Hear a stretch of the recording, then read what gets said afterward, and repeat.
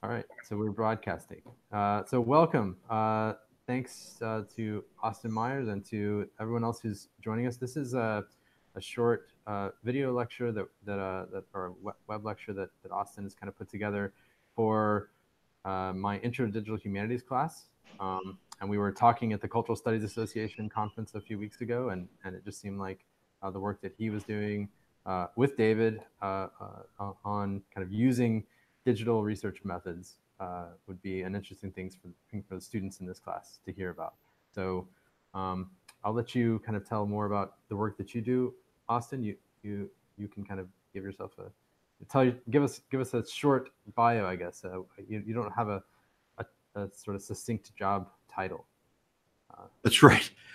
Well, yeah, thank y'all. I'm Austin Meyers, and I've been working as basically a kind of an independent digital consultant, software designer, developer. Like you said, my job description is not succinct, but I've always loved computers and anything you can pretty much do with them. I'll just kind of dive into a task, take on something I did, like you said, and just sort of take off from there. So I got started doing like accounting for my dad when I was about 5 years old, using DOS-based accounting software. So data has been a big part of my background, but for a long time I was just a designer, primarily because in the early web, David and I actually started a company together in 2001-ish to sell websites to local businesses. And he's gone kind of a different path with that stuff, and I've gone deeper and deeper into programming. And it seems like after many years, kind of like with forking paths, we've kind of come back together as, I think basically as the humanities have caught on. So like my hobbies in researching, I'm fascinated by culture, but finally we're at a point where the tools are powerful enough to actually parse text. There's enough built-in algorithms to do sentiment analysis. There's little things that we can do to give ourselves to really do a lot with like human speech. And, so like the commercial marketplace that I work in a lot is starting to use more and more data based on text. It's more than just quarterly reports and numbers and trying to derive things from purchasing patterns and things like that. I was a designer, I developed software, but in the background, I've done a lot of business development along the way. That's kind of led me here. Right. Well, and you do some interesting work kind of combining data and design and thinking of data in terms of design. It seems like, using data to solve problems, which is Yes. also kind of central to some of what we're talking about in our course on digital humanities. And you've looked at some of the tools we're using, so you're going to kind of give us some of that. Absolutely. Some thoughts, tools.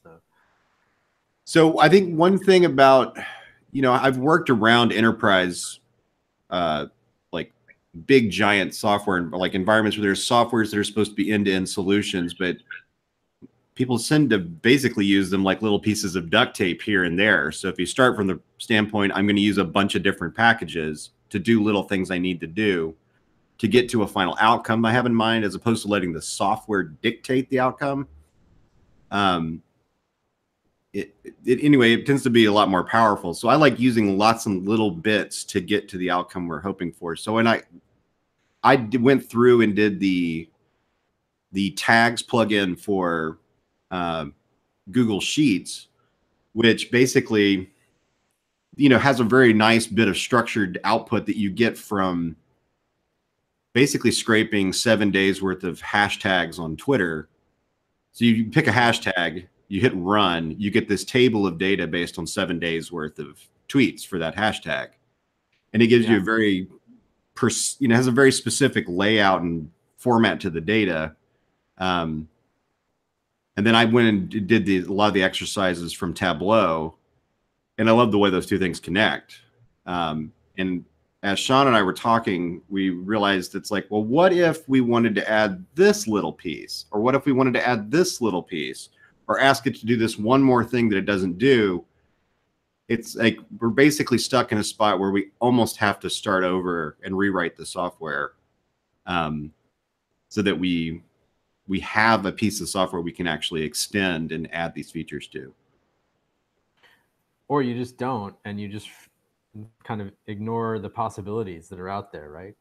And you kind of let the sort of boundaries or the structure or the affordances of the program kind of dictate what you can find, right? Which is kind of the path of least resistance. And I'm sure once you build something and you spend a lot of money, not you necessarily, but once something is built, it's harder to kind of go back to the drawing board. That's a Well, and I think that like that comment, I mean, I think that explains my career in a nutshell. Like I've never accepted, I mean, David can, vouch for this. Like if you want to do something and it seems like you can't, I will try, for better or worse. So, I think that's how I've ended up in this like kind of like strange spot where it's like what I'm really probably my strongest skill is just taking a problem and thinking about it with a computer. And that's a pretty succinct way of saying what I do, but I mean, most things can be reverse engineered with open source software and some cleverness. Well, so why don't you walk us through some of what you kind of your use of tags, but then also kind of you've done some other stuff with Python to kind of show us what it would look like if we did go back to the drawing board and write our own code. Awesome. Yeah, so the first thing I'm gonna show is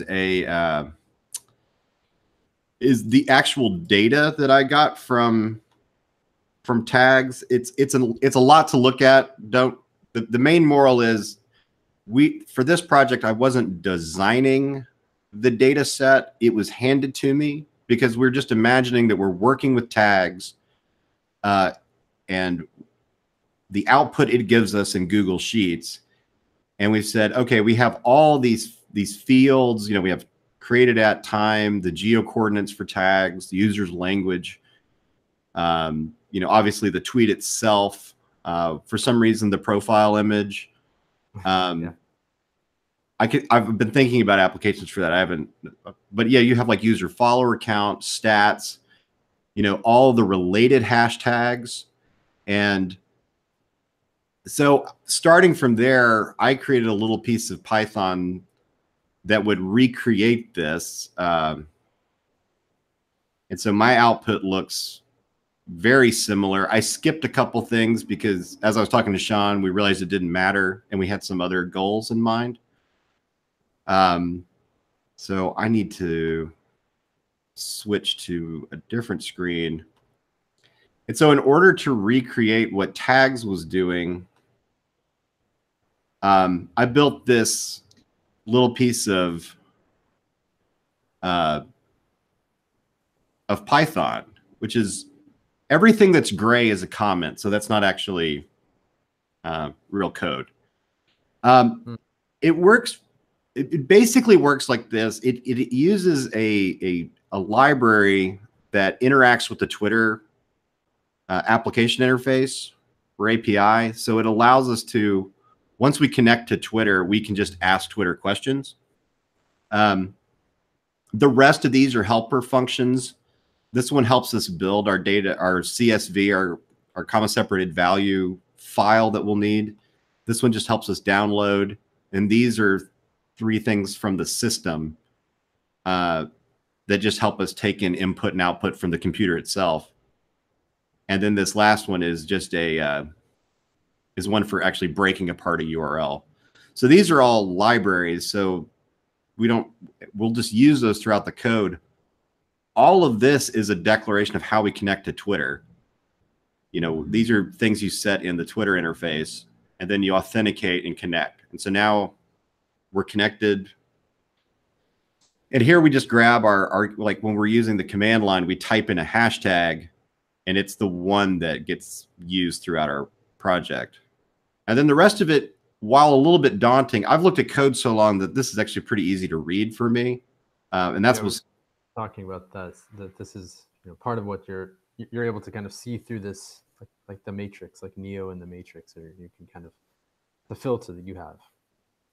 Yeah, and other developers would be able to see like how fevered my brain is if they were actually looking at this. They that it's like there's a madness to it. This is about as simple as it can get, but it's also just nutty. I mean, all it's really doing, and it's exactly the same thing Tags is doing. It's asking, using this in its own way. It's basically saying, "Hey, Twitter, you know how when I search for a hashtag, you give me a list of all the tweets that have that hashtag? I would just like that in a way that I can turn into a database." And that's pretty much what this request is right here. And I'm just saying, for every result that you get from that request, like for every single result I get for a hashtag search, I want to do the following set of things. I want you to grab all the media, which is what, I mean, literally all of this right here is for collecting the media URLs and downloading them. That's all this does at all. So when you say media, that would be you could actually collect the images in the tweet. Yes, and in theory, we can get the videos too. Okay. It's a little bit more complex, but let's say you were doing a really rich research project and you were concerned. Let's say you were focusing primarily on, well, kind of like what Mike was talking about, like you were focusing on the alt-right, but on particular politicians posting something they may delete later. Like, yeah. like somebody's going to say something scandalous, but it might be in the form of video. So what we want to do is we always want to ping that that handle and grab all the media they upload, no matter what it is, so that they can't delete it later. But archiving video it's just a daunting not memory, but a storage task. And also with Twitter, you would have to it streams, so you have to actually play every video and record it as it's coming in. But again, totally possible. Somebody has already figured this out in Python. We're all a Google search away from figuring out how to do it. Well, but this also points to one of the limitations of the tool that we're using for the class, which doesn't collect the images in the database, right? I mean, Right, yeah. We don't collect any of the image files, which is an increasingly important part of how Twitter operates and Twitter interactions operate. Is that they're not just about text. They're not just about kind of hashtags or links or anything. There's actually embedded images and embedded videos that are part of the conversation. And that was a use case we were discussing that where we kind of it kind of sent me into a jump off mode where it's like I'm going to recreate what Tags does, but I'm going to add this, and that's actually what this particular file does. That's all it adds, is the ability to download the media. I mean, otherwise it's basically identical. All this is right here is every field from that database assigned a value from the Twitter API. So it's really just give me the ID string of the tweet, give me the tweet text. Some of this, if you want to know why specific things, ask me later. Some of it is just hacking away and banging away at it, but it will. I think one of the things that I hadn't really thought about when as a user of Twitter, I mean, not much of one, but enough of one, was this coordinates. It was shocking to me how many people are sharing their geolocation data when they're writing all the things they're writing. Sure. And just how much you can tease out about, I mean, just looking at this data, like just even the column names, like who it's in reply to, what's your profile limit, how many followers you have. You know, if you just look at these metrics alone, I mean, ignoring the tweet itself, all this metadata is amazing. Well, and that's really mostly what Tableau is interested in, or helps you to kind of parse out and analyze, or at least look at, is this kind of, in terms of metadata, what's interesting about it? Why is this tweet kind of, which tweets are showing up the most? Which tweets are not only the most retweeted, but actually have the largest reach in terms of that user follower count. I don't know the difference between user like followers and friends. That seem like outdated uh, outdated Oh, right. tags. I mean, I'm not sure. There's not friends on Twitter anymore, or it's all followers. Yeah. Yeah, But it's right. anyway, but being able to see that, if it depends on how many people follow that user who does the retweeting, and that makes a big difference. So yeah, but it's interesting to see it in this format. And the only other thing I do that's different here is I append the links to the original media files to a column, and then I create a column for our local downloaded files. Okay. And so if we go back to, and just to note, anyone who's interested in this, let me know. I'm happy to work with you on how to use it, and, extend it. It's very fun, and it's, at least to my mind, very simple. I wish I had another developer standing next to me who could say, "Oh yeah, this is totally straightforward." It looks foreign, but it's actually, like I said, it's actually pretty straightforward. The idiosyncrasy, like the reason it looks so strange is because these are all functions coming out of these libraries. So a lot of the terminology like tweepie, API, cursor, these strange terminologies they're custom functions in these libraries that were we to want to explain how they worked, we could actually read it in the documentation, but we're certainly not required to do that. And is that unique to Twitter? These are libraries unique to Twitter. Yeah. The Yes? tweepie is, and there is, but all Python libraries have they have like their developer's signature on them. So so a lot of Google libraries will have very like pat kind of very computer sciencey names for functions, and then something like, well, like tweepie has some idiosyncratic stuff inside of it where you just kind of have to know like the developer's humor. But just sort of to prove a point that's not very interesting, going back to our data, we have our original data from tags, and then we have our new data. Okay. And they're basically the same. I left out this from user because we weren't using it for anything and it was harder to parse than I thought. We do have those couple extra rows here for media. So what would you say is different, or other than being able to edit the columns that you're taking in? What's the advantage in this case of starting with Python instead of starting with some sort of already built tool like tags? I think there were two things that jumped at me. Once I finished the Twitter, I sent it off to you, and Mm-hmm. I think this illustrates it well. We were saying, what would be cool would be Instagram, Right. or what would be cool is as we get the media to classify it using some kind of algorithm, and so using the code I already had, I was able to do the same thing with Instagram very quickly using a Python library written for Instagram instead of Twitter, and a little bit of modification. I mean, they look almost completely different, but the basic idea is there. You have to parse Instagram a little bit differently, so there's some weird stuff there.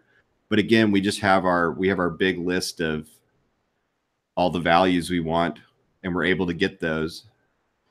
I think technically it's 30 lines longer, and some of that looks to be white space. Well, and it's those last two lines there for media files that make it worth it to do Instagram, right? Because if you aren't capturing the images, that you're losing almost 100% of the information. Right. Yeah, and there's on that just using tags for Instagram would do almost nothing. Yeah, we have this whole function here is designed to capture Instagram posts that have no text. Okay. It's all like, okay, if this existed or if this didn't, don't fail on me. Sure. That's all this means. It's like, just please don't have the whole program collapse. Right. The difference between the two is interesting. Twitter will scrape fairly quickly, so I can get thousands of files, at least the data from them, in about a minute. The downloads take download time. So like when I did the World Cup, that was a mistake to download all the media for World Cup tags in the last 7 days. There were more tweets than my bandwidth wanted to handle. While we're on this, since you're sort of explaining what that function does, can you just walk us through the language? Because I think that'll make looking at the code easier. If we can just like decode maybe a little bit of the vocabulary. Oh, sure. So one thing about Python that's kind of interesting is it instead of having, so most programming languages, you'll have a line that's like, you know, var hello equals hello semicolon, and you have this line break here, and you know it can be anywhere. It can look as ugly as you want it to, but in Python it has to be formatted very precisely. So you'll see all these nestings, and this is actually means like this tab means this is underneath this in a very explicit way. So it lets you get away with some things, like you don't need this doodad.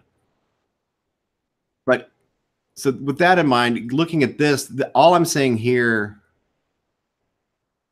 is I have an object called text that equals a blank character. This is to basically to keep it from failing on me. And then I ask the question, when I get a post from my Instagram request, it's a giant array and it has all these properties. So like the post has captions, it has an ID, it has users, and then user properties underneath it. And so for example, if in the user, I get the username from the post has an object called user, which has an object called username. And there's also a user ID and some other properties. There's like the profile image like we had in Twitter, which I'm not using because I never, oh yeah, it's right here. So you can see that there's this profile pic URL that's part of this user array. And so what I'm doing in this little loop here is I'm saying, does the post object have a caption? Is there a caption in post? And if there's not, I mean, if there is, then I want to say, does the post caption have a property where the software thinks it's type, instead of being like a string or an integer or a number of some other type, it's none. It's like basically doesn't exist. If it's not that, then add the text to the text string and then assign that here. So that may be a little, it's a little, this particular function is a little tedious, but that's basically what's happening there. I have a question. Sure. Oh, it's echoing on my end. Is it echoing on yours? I mean, we're dancing, man. Okay. So, is there, I know that you did it on Instagram, so it kind of defeats the purpose, but if you wanted to scrape without the images, is that a possibility? Yes, we could absolutely do that. One of the ways we could do that on both of these files is just to go in here and we could either set this to null, but just nothing, or we even could remove that field entirely from our, from our data set. But what we'd probably have to do is kind of go all the way down here, delete these, delete the last two, but also delete them from our header row, which we declared up here. So in my mind, for simplicity, I would probably just go, I don't want the media. I don't want the media. And then since I don't want the media, I can actually go up here and delete all this stuff. It's pretty cool. So in our Twitter example, we would get exactly what tags has. Right. But not in the, I mean, and there isn't one for Instagram. So, I mean, it's interesting to think of what you could get in Instagram without the images, what that would look like. Yeah, one question we could say, I mean, to April's point, if we didn't want the media, while we're asking this question, if the caption doesn't exist, we'd actually say to ourselves, okay, well, the reality is we don't want the media. We only want posts with text. And so we actually only want to save a row if we have text. And if that's true, if that's what we want, where we only save a row if we have text, we literally could just tab this over underneath this question. So if the text exists, then save the row. If the text doesn't exist, don't save the row. And that's all we've done by tabbing this over 2 spaces. Mm-hmm. So right now, this saves every post that we have, whereas this one saves only the ones with text. Oh, okay. And I think so this may have just illustrated another cool point about working with your own code set, even if you like hired a developer to do it. It's like, if I had written this for you, or you had this written and you were like, I just want to store the ones with text, I could say, oh, just tab it twice. And that's, I mean, it's kind of dumb, but by the same token, it's a really good filter for your data. Yeah. Okay, but what if I wanted the information about the images, but I don't want the actual images? Oh, perfect. So in that case, what you would do is, I have this local media files is actually just an empty string that's going to contain the URL of our data on the local side relative to the database. So like if there's I have a folder in the program called data, and inside of that, there's another folder that has all the media files. What you could do is just ignore this. You could just delete all of this. And so what you'll end up with is this files will always be blank, but the URLs to the media will still be listed in the data set. Okay, and I guess I'm sort of like grappling with the ethicality, because I'm always talking about the way that researchers present their subjects in their papers. And so thinking about, it's sort of like my best practice rules that I don't collect images at all. So it's harder, or I guess in my mind, it seems harder to like make the distinction between images that people are posting, which is fine because that's data, but I don't want to use their avatars. Like I don't want to include their avatars in the data set at all. Oh yeah, and in that case, you would just get rid of this here, which is the profile image URL. I'm not actually saving that one currently. You could, let's say you were only interested in avatars, like all this. A bunch of alt-right avatars, like how many were Pepe the Frog at any given moment? But in your case, where you're like, I actually want to anonymize my users more, you could just completely eliminate it. Or, you know, and like this goes again to why does the data model look like this? It's because I'm designing my software to fit with what tags was originally producing. But if we were going to design a research project from scratch, we would say, what do we want our data to look like? And then build software to fill in that data. I mean, and Austin, just to jump in here. So it's a really good point about kind of the ethics of research. Yeah, I hope someone would elaborate a little on that, because I think this is a higher level question about digital. Yeah, it's one of the things that I tackle a lot as well.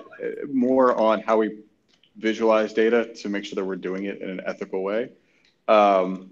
But one of the things, especially given privacy concerns and just ethics, and when we're doing this kind of research, that using something like the kind of the Python script that Austin's written allows us to do is anonymize all of our research subjects. And it allows you to do it very quickly. I mean, it's a few lines of code just to go in and say, okay, we're going to anonymize it in this way.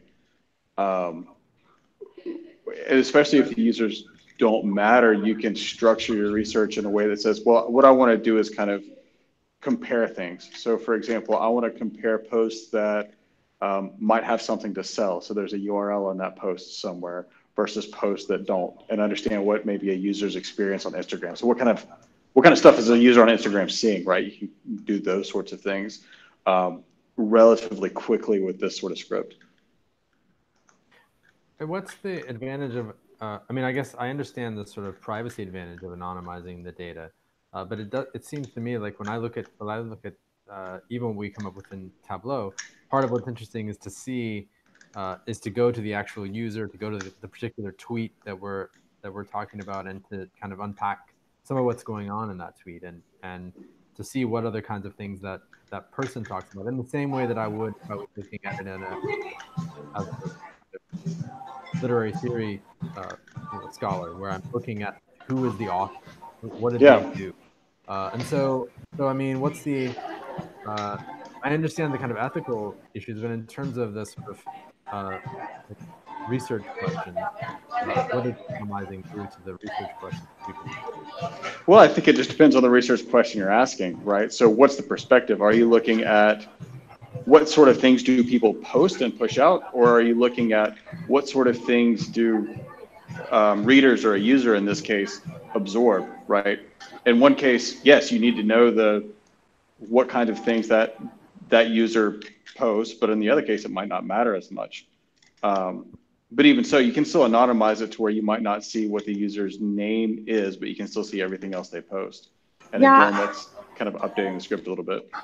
And I also think too, sort of in taking different approaches, if you're going with just from the start, it's anonymized, that's a whole different sort of approach concerning methodology. Whereas if you're going through and hand coding tweets, which is what I've had to do in the past, which is not fun, it's unavoidable that you're going to get some of their information. And it is useful to be able to go to their page and look and see like the kind of sort of visual signifiers. But at the same time, I don't ever collect that information. When I actually go through and hand code, I try to make sure that I am well, first of all, I always change Twitter handles no matter what. And then on top of that, I don't ever connect images or any identifying information. So when I actually write up the results, I talk about it in a way where they're sort of like this disembodied, whatever, even though that's not really the way life works. I feel like I've best protected my participants in that way. Sure. Especially when I'm dealing with a smaller data set. Whereas if I'm using Crimson Hexagon, which sort of does exactly the same thing that we're doing here, it's different because it is showing you like every single user from like 200,000 tweets. But I'm not including any sort of like in-depth analysis on any one person, if that makes sense. Yeah. No, that's I guess it also depends on the way that you're collecting the data. So this assumes that we're using kind of their official APIs to go in and say, okay, I'm going to just step in and collect it. You could do it a different way with scraping, right? Where you're going outside of what that company is allowing you to do, outside of anything that the users have allowed in scraping data. And if you're going to do those sorts of things, that opens up a whole realm of ethical questions where anonymizing, you'd really want to anonymize it of your data as well. It's certainly something to consider as privacy regulations are getting updated. So for example, Instagram just changed its API to not allow showing what a user liked or what they didn't like images they liked or what they didn't like. When Zuckerberg had to go in front of Congress, they shut a lot of that sort of thing down. So there is kind of that whole documentation process as well, saying, okay, this is what the API looked at when I was doing this research. This is how I got it. These are the things I was looking for. Which if you kind of go through, and Austin, I can only barely see the code that you were writing there, but it looked like a lot of that stuff was commented out, or there was at least space to comment all of that out to make sure that it would be clear to anybody kind of following up that what the research methods really were there and why maybe some of those decisions were made and how to handle the data. Yeah. But I think that's you could absolutely comment it. You would probably be working with in some of these. I think you can declare a specific version of the API that you want to target, and again on the anonymizing front, I mean you could collect all this data, but then you could just change the name of all the images. I'm in fact, as I save them, I'm deliberately going out of my way to give it the same name that Twitter and Instagram give it. But there's nothing that says we couldn't save all those images with a completely random, string of characters. And everything that David said about whether or not I am using official APIs, but nothing said we couldn't just go grab the page and run with it. I mean, that's another thing Python allows you to do. You could say, oh, Instagram's too complicated, but I can see the page. Let's go get it. And that would also allow you to, we talked about that would also allow you to kind of possibly go around Twitter's restriction on collecting data into the past, right? That the limit in the tags data sheet that only lets you take it 8 days in the past is not unique to tags. This is part of the Twitter API.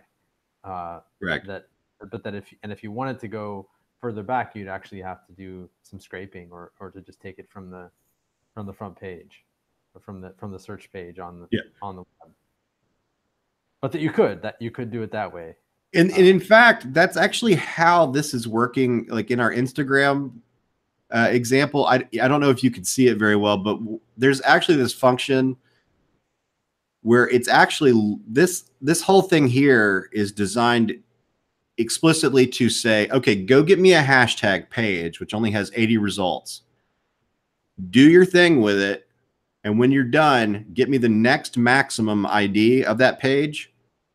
And let's go search again and again and again. And like I have it going 10 times, which gives you, I mean, this note from the developer is basically right. It does give you about 80 posts. So this is 800, but I'm also forcing it to wait 3 to 12 seconds so that like Instagram doesn't boot us out. Mm-hmm. And so this can take a very long time, but it's also incredibly thorough. So it's interesting, like in this kind of behavior here, where you're waiting and you're selecting things and pinging again and pinging again and pinging again, is probably a lot more common to what David was describing with scraping. Well, so this is the work that you've done, kind of collecting the data. I want to make sure that we get to look at some of the stuff that you've put together for analyzing it, especially the image stuff, because you kind of put together a script for that. But I don't know if there's anything more you want to say at this stage about those tools that you've created through Python. No, I mean, I think that once the point about coming at the page from a user's perspective, I think we've largely covered what I was hoping for. This is the official way to do it as far as they're concerned, but there's the unofficial way. And these are all of these approaches are different ways to get to the same result, which is building a database that will work with our existing research or with new research that we have. And as David pointed out, I mean, there's just most of what these files are is comments and describing what's happening, but you could absolutely include things like which version of the API was it, things like that. Also, if you're writing your own software, future researchers can recreate what you're doing, but not have to follow your mental insanity that produced the code itself. Sure. So maybe, let's look at. I mean, some of what you were talking about was what April was talking. I don't know, April, what you were doing when you were hand coding, but I mean, one of the things would be sentiment analysis or something like that, or trying to kind of figure out how would you code. I'm not sure what kind of work you were doing by hand, but I think part of what you're coming up with are automated. Yeah. So I've never done sentiment analysis by hand. That sounds terrible. But when I use Crimson Hexagon, they provide it for you, which is great. I would not want to do that. But I've actually coded doing content and discourse analysis by hand, like going through each tweet, like 7,000 of them, and actually cataloging them that way.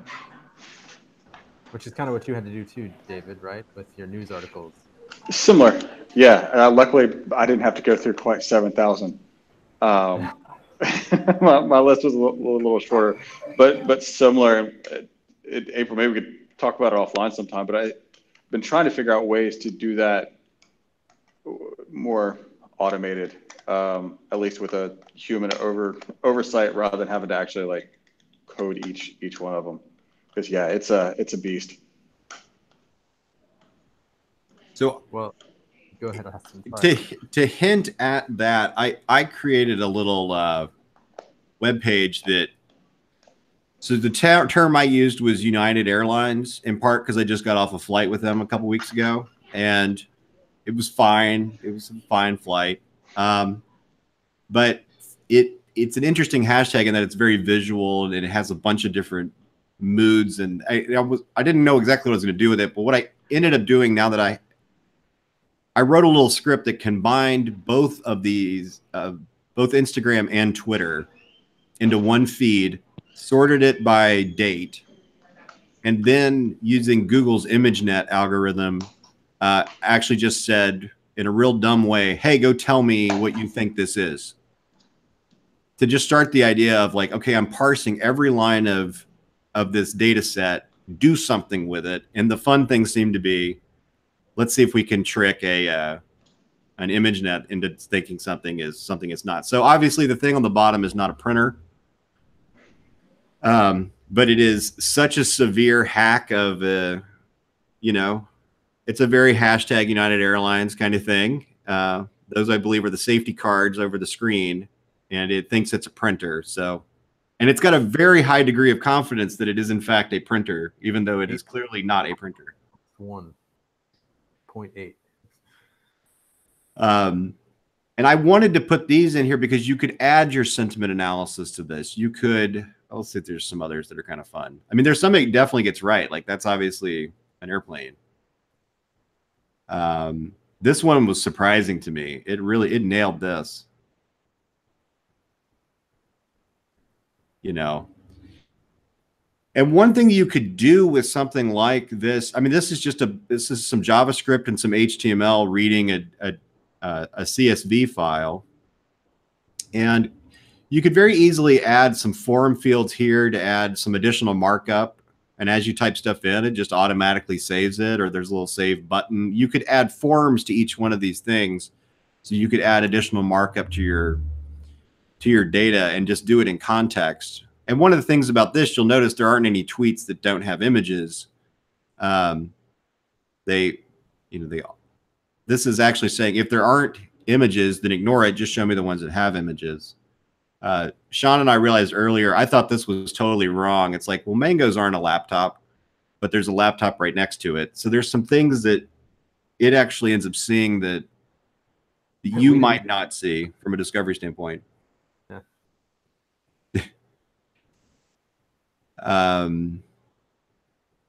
There's some of these. I mean, this is United Airlines, so some of these are gross. I mean, like this one's weird. It has a seat. It says it's a seat belt. So, I mean, this was more kind of interesting and novel.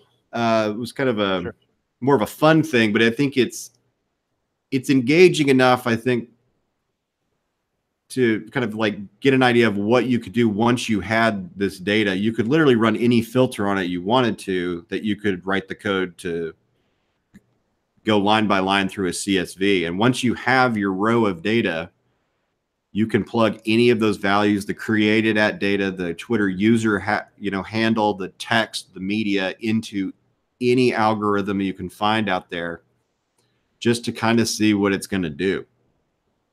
Right. That's probably more play than discovery.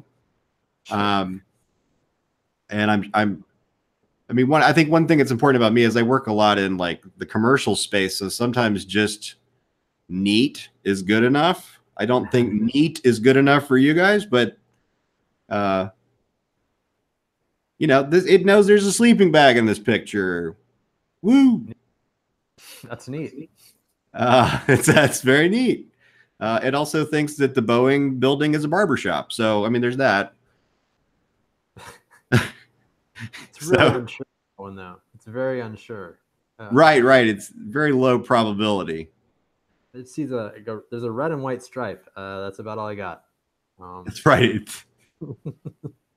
But I mean, I think to me, the most powerful thing would be to start plugging in form fields into a display like this, or adding a library like D3 that would provide a certain graphing of some.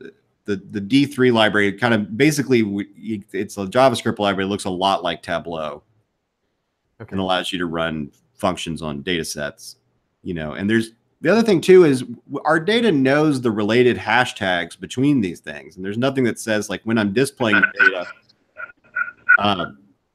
that you couldn't kind of jump a little further down the chain. Like you could go look at some of these tangentially related hashtags, or that everything in this page couldn't be linked. Like why, we could have the doodabbers linked. We could have all the like goodbye USA, linked to things.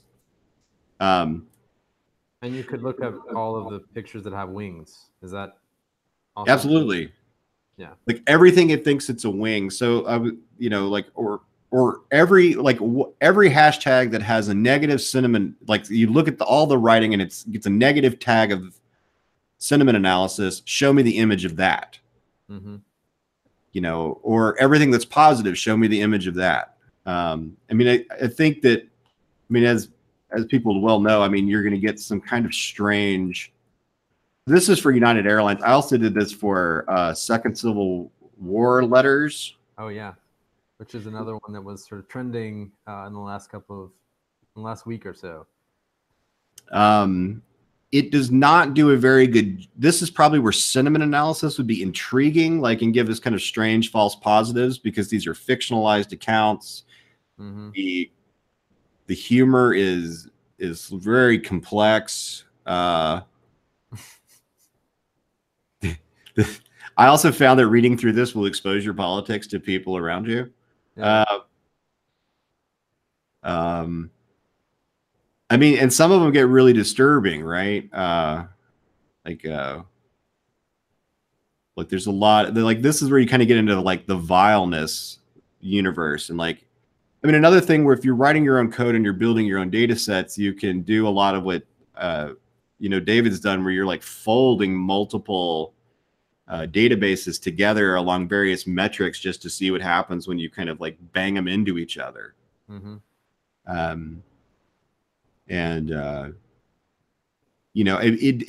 I think this illustrates it thinks it's real. It's a very highly confident that is a real.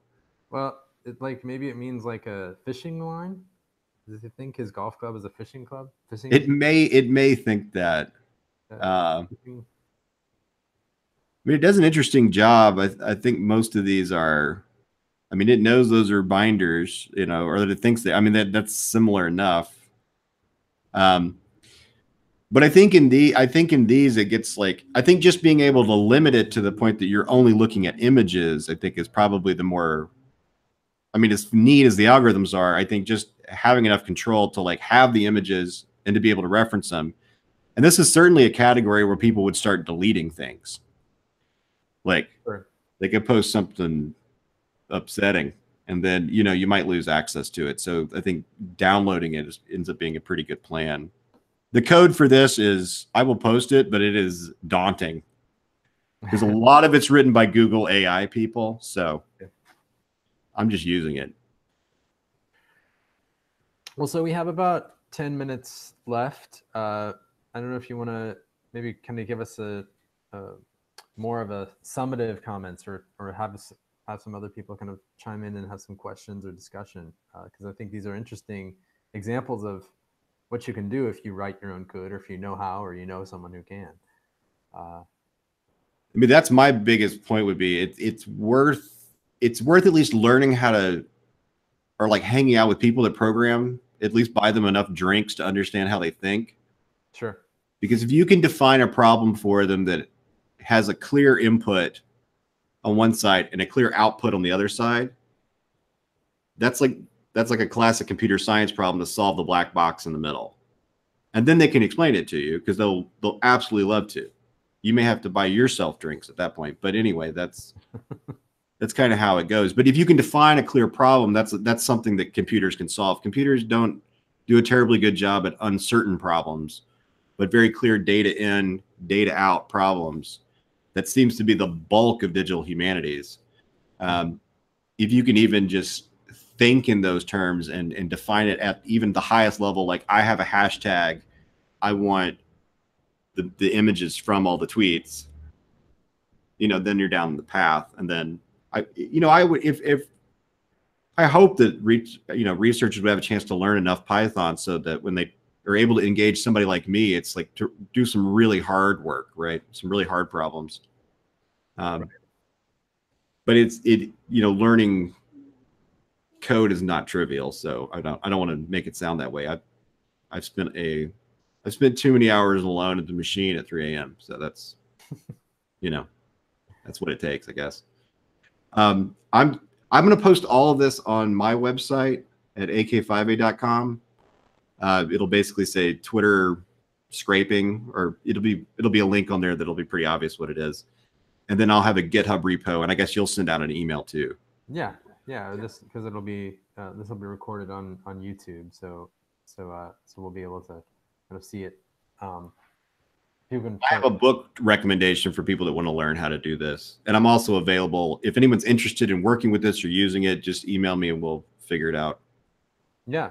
Well, so are there other kind of comments or questions about either the methodologies or kind of what's possible using these tools?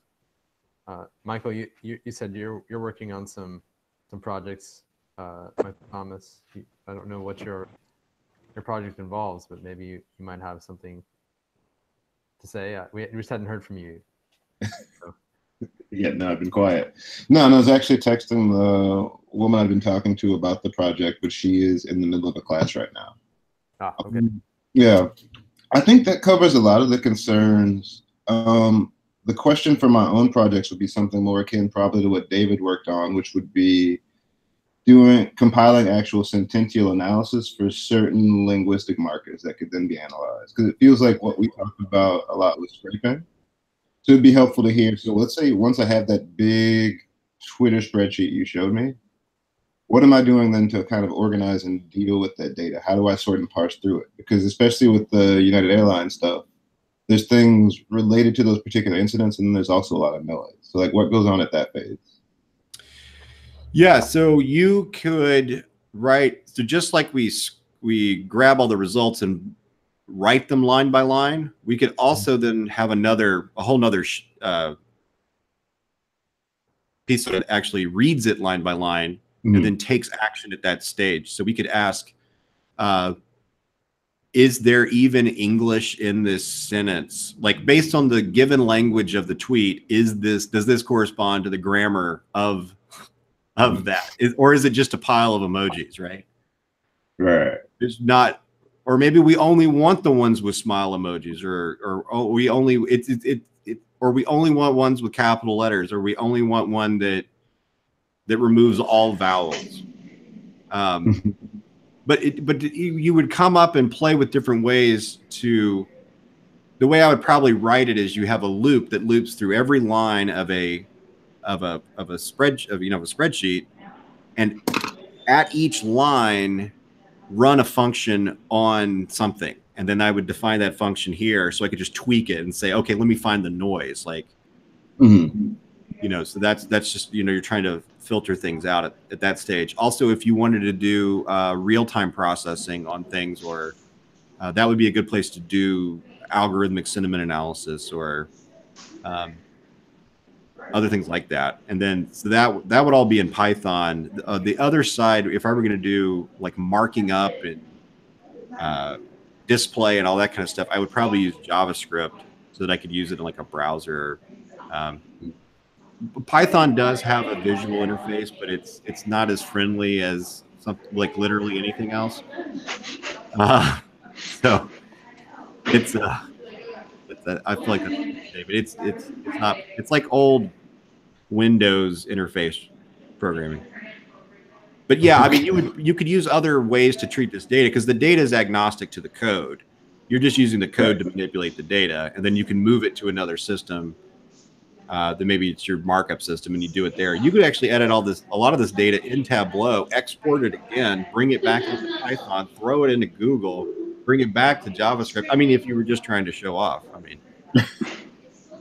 Mike, it's actually really interesting. Like, you don't have to just export that data all as just one big CSV chunk that you then have to go sort through.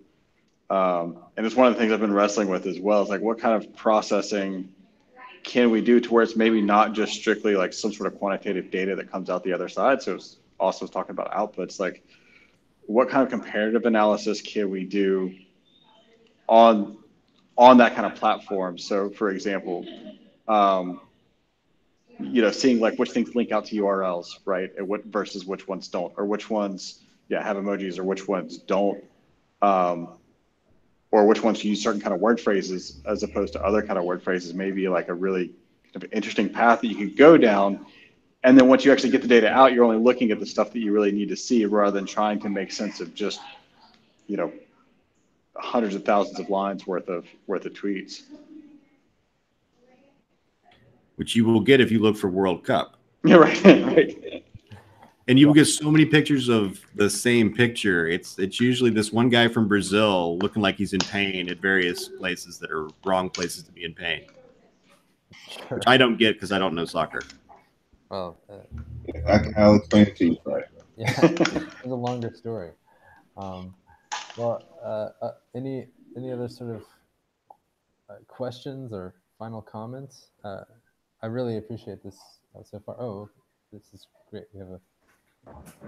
Yeah, I had a question actually for Austin, because I was reading it was an article from Forum 5, and it was about Twitter's dying. What do you think about Twitter or Instagram? That can mean a lot of things. But, like, do you think that they're dying in a sort of way right now? Sure. I mean, I think my basic observation would be, if there was a user strike and everyone left, it would collapse under its own financial requirements. If it can't sell ads, it will. I think people will continue to use it until it just kind of fades away. It's getting to a point where it's very hard to archive it. So the Library of Congress used to archive it, but they gave up. I think these things are here for a while. I don't know if they're going to be, it feels like Facebook largely has become a place where like younger people are kind of like, that's where I keep in touch with my mom. Yeah. And it's not really, I would never share anything that meant anything to me there. So it's not really valuable unless you want to see how the mainstream is operating. It's like the Old Town Square at this point.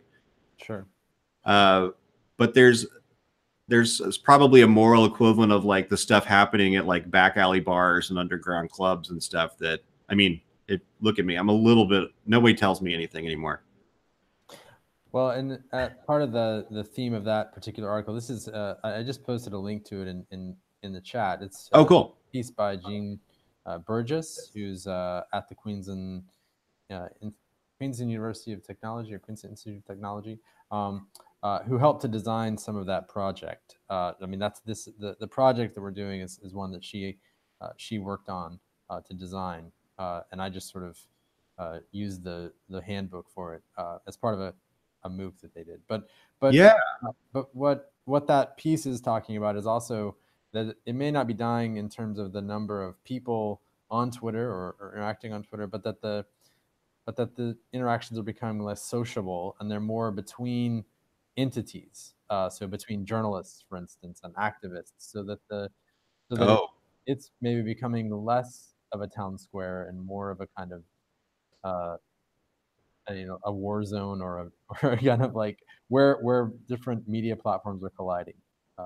So that's also part of the question about it dying. Is it just a less sociable place than it used to be? I mean, and that seems like something like we were talking early on, all the interesting metadata you actually collect, like forget the tweet, how many retweets, who did it go to, we were talking about tweet reach and like just mapping all the connections to a particular argument. And it's like only 1% of Twitter is actually participating in 99% of conversations. Yeah. That of that 1%, a lot are bots. So it's possible that it's possible that it's just a zombie network. Right. I mean, their stock plunged when they kicked off 75 million accounts because I think people knew what that meant. There's a lot of fake traffic. There's a lot of fake traffic. Yeah. Well, and if there's that many accounts to kick off, then there's probably a lot more to kick off as well. But even the notion of tweet reach is a bit of a farce if people aren't actually on there reading their tweets. If no one's looking at their feed, then the fact that you have 1 million followers, if only 1% of those followers are ever showing up to actually look at the tweet, to look at their feed when you've tweeted, then it's not like the Nielsen ratings, in other words. Yeah, right. And I don't know how much it measures. And I know Instagram, like there's all the social pressures that cause you to like a bunch of things that you don't actually like. Yeah. Like, I don't love every picture of my niece eating food, but I love my niece, and it's the only way I can tell my sister, like, hey, I love your niece. For the babies, That's a whole other set of social problems. Well, I really appreciate you taking the time to do this, Austin, and to everyone else who's participated. So thanks, and I'll post this. I'll give you the link to it, Austin, and you can distribute it to everyone. I think that the original YouTube link here is still going to be active afterwards. The one that I've posted here, I'll post it here in the chat, so it should be available there. Thanks a lot, Austin, and John, and have a great day, everyone. Absolutely. All right. Thanks. Take care. Okay. Take care. Bye.